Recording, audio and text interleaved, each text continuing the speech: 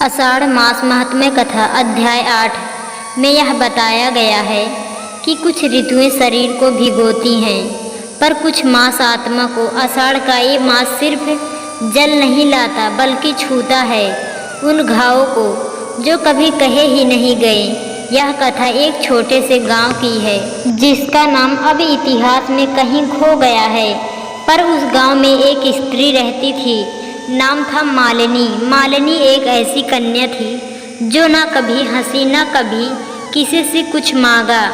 लोग कहते थे वह जन्म से ही चुप थी, पर उसकी आंखें खुलती थी जैसे हर युग की पीड़ा उन्होंने देखी हो। आषाढ़ के एक दिन जब बादल अपने चरम पर थे, एक अजनबी गांव में आया।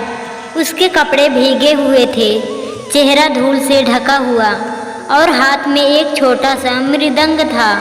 वह मंदिर के सामने बैठा और बिना किसी भूमिका के ब्रज स्वर में मृदंग बजाने लगा। लोग इकट्ठा हुए। उन ध्वनियों में कुछ ऐसा था जो शरीर नहीं मन की परतों को खोलता था। मालिनी भी वहां आई। उसने पहली बार किसी की ओर ऐसे देखा जैसे उसे पहचाना। आप हो? उस अजनबी ने उसे देखा और बिना बोले उसके सामने बैठ गया। अचानक मृदंग की ध्वनि रुक गई और एक अद्भुत शांति छा गई। उसी क्षण मंदिर की मूर्ति से एक मंद प्रकाश निकला और वो मूर्ति स्वयं जल बनकर धरती पर बहने लगी। लोग स्तब्ध थे।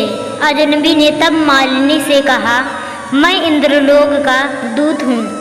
हर 100 वर्षों में एक बार मुझे भेजा जाता है किसी एक ऐसी आत्मा को ढूंढने जो मौन रहते हुए भी प्रार्थना करती है। मालिनी अब भी चुप थी। उसने तब एक कमल पुष्प उठाया और उसे अपने हृदय पर रखा। वह कमल तुरंत सोने का हो गया। अजनबी ने कहा, तेरा मौन ही सबसे बड़ी वाणी है। तेरे भीतर जो पीड़ा है वह तुझे ऋषि बना चुकी है। तब गांव के आकाश में अचानक बिजली चमकी और आकाश से एक स्वर्णमणि रथ उतरा।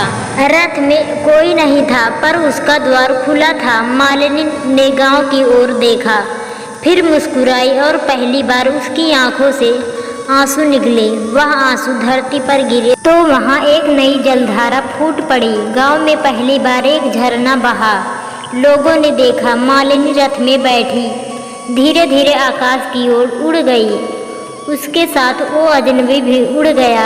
आज भी उस गांव में हर आषाढ़ के दिन वह झरना मीठा जल देता है, पर केवल उन्हें जो मौन में प्रार्थना करना जानते हैं।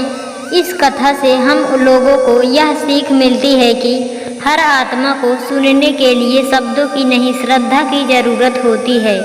आषाढ़ मास की वर्षा कभी बादलों से नहीं, कभी कभी दिलों के मौन से भी बरसती है।